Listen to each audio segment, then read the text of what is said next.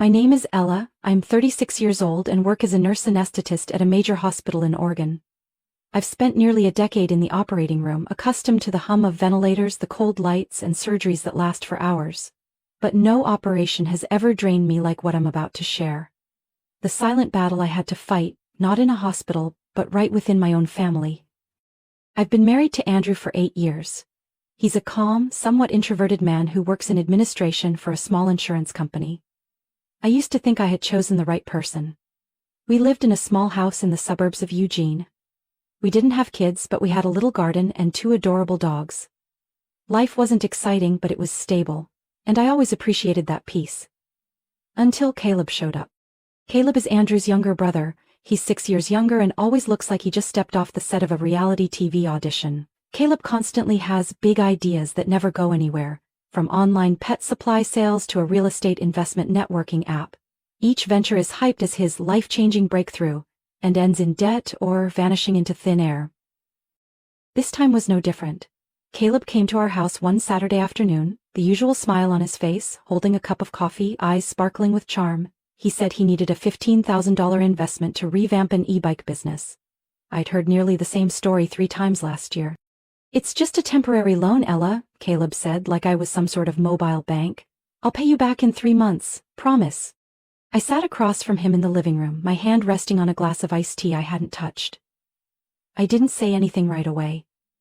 I thought about the savings account Andrew and I had built over the years. I thought about the last time Caleb borrowed money from our mother-in-law to invest in crypto and lost everything in just a few weeks. I took a deep breath. "Caleb, I'm sorry, but no," I said slowly, clearly. "That money is set aside for roof repairs and emergencies. I'm not comfortable lending that much, especially when—" I stopped, not wanting to finish the sentence, but he got the message. Caleb nodded, lips pressed together like he was holding something in. He didn't argue, just stood up and patted my shoulder like people do after an unsuccessful conversation. "Got it, thanks for listening." I thought that was the end of it, but 3 days later I received an invitation to a family meeting at my in-laws' house. It felt strange. They rarely called family meetings unless it was a holiday. Andrew only said vaguely, "Everyone wants to talk about Caleb's situation." I showed up that Tuesday evening. The living room was packed. Andrew's parents, his siblings, and their spouses, even an aunt from Idaho was there.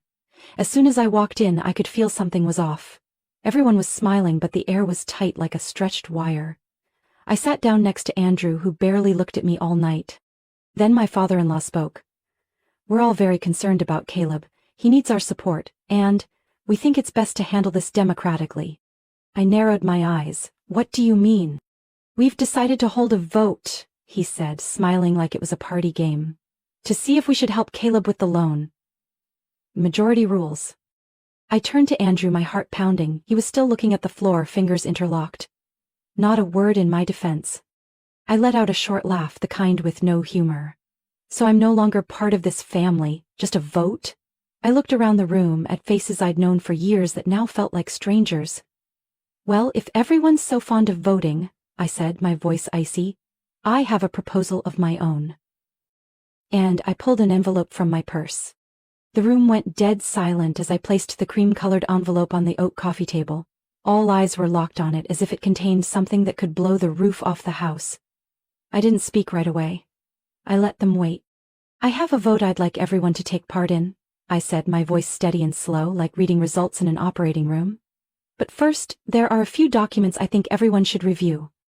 I carefully opened the envelope and pulled out 2 sheets of paper. The first I slid toward Andrew, who now looked like he was trying to shrink into his wooden chair. "This is a copy of the title deed for the house we live in. As you can see," I flipped the page and pointed to the legal section. "My name is the only one listed. We paid off the mortgage last year and I'm the sole owner. A strategic decision I thought wise to make early on." A light cough came from Aunt Caroline, the only one in the room who'd never been involved in the family's financial messes. Everyone else seemed to be holding their breath. I pulled out the second document. "And this," I placed it gently on the table, "is a revised prenuptial agreement I signed 2 months ago. It's notarized and legally binding. This amendment separates all of my assets from Andrew's in the event that we decide to end the marriage." A wave of shock seemed to roll through the room. My mother-in-law leaned back, her face pale like someone had just crushed her last hope. Andrew's sister-in-law opened her mouth but couldn't form words. I looked directly into my father-in-law's eyes. The one who'd proposed that bizarre vote. Since everyone agrees that majority rules make sense, I continued, I'd like to hold a little vote of my own. The question is simple. Should this marriage continue? Andrew turned to me, face drained of color like he'd just woken from a nightmare. Ella, what are you doing? I looked at him, not angry, not accusing, just blank, a look I wasn't even sure where I'd learned. I'm simply applying your family's rule. Voting instead of communicating. Right then the door opened. A cold gust blew in along with Caleb's arrival. He walked in, late as usual, still holding a half-eaten sandwich. When he saw the scene in the room, he stopped short. Why does everyone look like they've seen a ghost? He asked, eyes darting from his mother's tense face to the open envelope on the table. Caleb, sit down, my father-in-law said, voice lower than before. We're revisiting a few things. Caleb looked at me, then at Andrew. What did I miss? I turned to him, no need for politeness anymore, just a family meeting. Everyone just voted that I should give you $15,000, and I responded with, legal documentation. Caleb frowned. What? And another question has been raised, I continued, keeping my voice calm. Whether Andrew and I should remain married. You arrived just in time to cast your vote. He gave a nervous laugh. What is this, some kind of joke? No one laughed, not a single soul. Caleb glanced at Andrew, but my husband didn't move. The whole room felt like a frozen stage. I could see Caleb searching for backup, but this time, no one reached out. I thought this was about me borrowing money, he muttered. Wrong thought, I replied, my voice light like a blade sliding over glass. This time, it's about values. About loyalty. And about me no longer sitting quietly while decisions are made for me. Caleb took a step back. You can't do this. You think so? I stood tall. You call this a family. But this whole family just treated me like a walking wallet. You use charm to drag everyone into your cycle of failures. And Andrew, stay silent.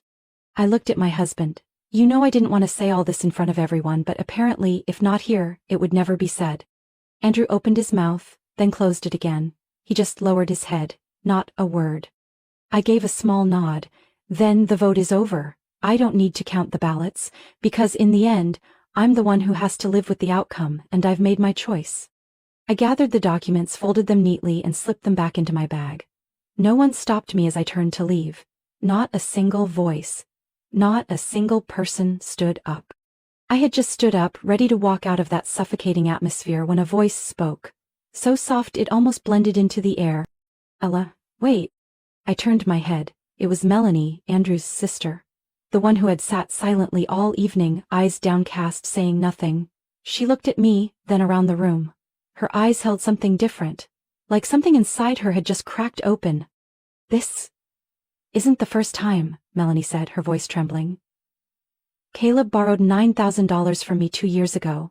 Said it was to open a sporting goods store in Bend. I believed him. The whole room went still.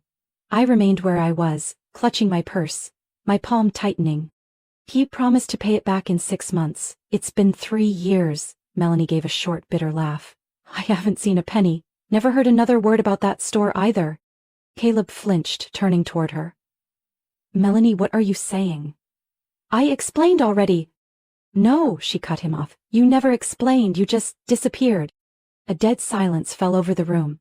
Then from across the table, Andrew's youngest brother Ethan, the one everyone called the good kid, spoke softly. I thought it was just me. Ethan glanced at me, then at their parents. Caleb borrowed $4,500 from me for college tuition. Said he needed it urgently to register for a marketing course in Portland. I withdrew it from my student savings account. He never took that course. My in-laws sat frozen. My mother-in-law brought her hand to her mouth, eyes wide in shock. And Caleb? His face reddened, his lips moved soundlessly. You're all trying to make me look bad, he snapped. I let out a short breath, unsure if it was frustration or exhaustion. I don't need to make anything up, Caleb, I said, locking eyes with him. And as for what they just said, I think you know it better than anyone. I didn't mean any harm, Ethan said, his voice cracking. I just thought I was helping you. So did I, Melanie added. But the more I look at you today, the more you seem like Someone else. Someone shameless. That's not true, Caleb nearly shouted. I tried, I just needed more time. I used to believe that, another voice chimed in from the corner. It was Uncle Frank, my mother-in-law's brother, known for being frugal and tough. 3 years ago you called me in the middle of the night, said you were stranded in Spokane and needed money to get home. I wired you $1,800. Called back the next morning. You never picked up. Caleb turned in a circle as if searching for someone to defend him. No one spoke. Even his father, who had just led the ridiculous vote, stared blankly at the floor like he didn't know where he was. So now you're all turning against me? Caleb shouted, eyes wide, pointing at each person. My sister, my brother, my uncle, and what about my brother, Andrew? Aren't you going to say something? Andrew kept his head down, not a word. I looked at Caleb, a strange emotion welling up inside me. Not satisfaction, not anger, just a vast emptiness. No one's turning against you, I said. You're just finally seeing the consequences of your own actions. Caleb staggered back toward the door. You all think I'm some kind of user, a leech? No one answered, but the silence spoke louder than words. He let out a growl, tossed his half-eaten sandwich on the table and stormed out, slamming the door so hard the window panes rattled. For a moment, only the sound of wind whispered outside the window, and the thick, heavy air lingered among people who once thought they understood one another. I turned to look at Andrew. He still hadn't lifted his head. My mother-in-law wiped away tears, her expression a mix of shock and confusion. I didn't know. I never thought it would come to this. Melanie sighed. I've known for a while, but I thought saying something would just make the family more divided. Turns out, silence is what made everything explode. I set my purse down on a chair and turned back toward the table, eyes locked on Andrew. This isn't just about Caleb. It's about how you stayed silent all night. Not one word from me, not one look of support. You know exactly what Caleb's like, so why? Andrew looked up at me. The eyes that had made me feel safe for 8 years now looked like 2 hollow voids. Tonight isn't everything, I said slowly, but it is the beginning. I didn't know where it would all lead, but I knew one thing for sure. Caleb wasn't the only one hiding something, and I was beginning to suspect Andrew had secrets I had never even come close to uncovering. That night, I didn't go home. I drove aimlessly through the quiet streets of Eugene, the streetlights blurring into streaks behind the windshield. I pulled into a parking lot near a small cafe by the Willamette River, turned off the engine but didn't get out. My hands clung to the steering wheel, and only one question echoed in my mind. Why was Andrew silent to the point of cruelty? I sat there for an hour, until my phone buzzed. It was Melanie. Ella, if you're free tomorrow, I'd like to meet in private. There's something I think you need to know. I didn't ask anything else, I just replied with one word, okay. We met the next afternoon at a small cafe near the university. The space was cozy, but Melanie's eyes were cold and hard as steel. She didn't ask if I was okay, didn't ask if I'd eaten, she just slid a thick white envelope across the table toward me. I never planned to give you this, Melanie said evenly, but last night when you pulled out those documents in front of the family, I knew you deserved the full truth. I opened the envelope. Inside were dozens of printouts, account statements, screenshot emails, and several signed documents I'd never seen before. I glanced at one line and quickly flipped back to the first page. This is an account under both Andrew and Caleb's names? I asked, heart pounding. Opened 3 years ago? Melanie nodded. They called it a project account, but really it was where Caleb funneled money from his investments, most of which failed. Andrew helped him clean a few transactions by cycling money through that account, then slowly withdrawing it. I flipped quickly through the pages. Each line felt like a stab to the chest. $8,200 transferred from my savings account to an unfamiliar account. $3,500 listed as roof repair payment. With a fake invoice I remembered clearly. 2 credit cards opened in my name, but the contact email was Andrew's. I felt a chill deep in my bones. I found this stuff on Caleb's old computer, Melanie went on. I kept it because, well, I haven't trusted them in a long time, but I didn't think Andrew was this deep into it. I went still. A bitter feeling surged, not because of the money stolen, but because of the trust drained from me without my knowing. And one more thing, Melanie said hesitantly. About a month ago, Andrew and Caleb went to see your parents. I looked up, as if jolted out of a trance. What? They went to your house, told your parents you were considering investing in one of Caleb's new ventures, and they wanted your parents to co-invest. They used your name, even your professional reputation at the hospital. Luckily, your mom called me first because something didn't feel right. I couldn't say a word. My chest felt like it was weighed down with stone. They hadn't just taken money. They'd taken my name, my trust, and my dignity to deceive others. What did Andrew say to you? I asked quietly. He told me not to complicate things. Said it was all for Caleb and it would all work out. I leaned back in my chair, my heart a mess of splintered wood after a storm.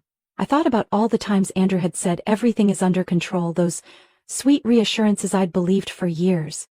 I looked at Melanie. Do you have copies of all of this? Yes, she nodded. If you need them, I'll give them to you.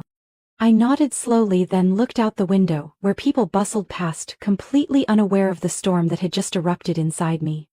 I knew I needed time, but this time I didn't just want the truth, I wanted action. I was no longer the woman willing to sit quietly through family votes. Now I had proof, and I had a reason. Andrew thought I'd stay quiet like always, but he forgot one important thing. I'm the only one who knows how deeply I've been hurt, and I'm the only one who knows exactly how to end it the right way. A week later, I received a text from my mother-in-law. Family dinner this Sunday, hope you can join us. I stared at that sentence for several minutes. The house I once considered a safe haven now felt more like a stage, where lies were masked with smiles and trust was traded like currency. I had considered not going, but then I thought again. No, this isn't the time for silence anymore. On Sunday evening, I wore a simple white blouse, dark slacks, and a charcoal gray blazer. Nothing flashy but strong enough. I arrived at my in-laws' house right on time, carrying a black document bag. The atmosphere in the living room was exactly like every other time. The dinner table was fully set, warm yellow lights glowing, soft jazz music playing from a speaker in the corner. But just one glance at everyone's eyes told me. They were all tense, waiting for something. Andrew stood up to pull out my chair, giving a small smile like everything had blown over. I sat down, placed my document bag on the chair beside me, and waited for everyone to settle. Dinner began with my mother-in-law's traditional lasagna. Everyone tried to act natural, chatting about work, the weather, and a new Netflix show. I stayed silent, nodding politely. When dessert was served, I set my fork down, stood up, and calmly said, I have something to share. All eyes turned to me. Andrew furrowed his brow, looking confused. My in-laws leaned forward slightly. I opened the bag, took out a neatly organized set of documents, and laid them out one by one on the table, right in the middle of untouched dessert plates. This, I said, pointing to the first page, is a bank account statement under both Andrew's and Caleb's names. It was opened 3 years ago, used to funnel money for private investment projects. No one in this family has ever heard of. A long silence followed. I didn't pause. This is a copy of a fake invoice for the $3,500 Andrew claimed was for roof repairs. The company listed on the invoice doesn't exist, I checked. I turned to the next page, my hands steady like I was prepping for an injection in the OR. And this, I paused, is a printed email sent to my parents from a fake address using my name to convince them to invest in Caleb's new venture.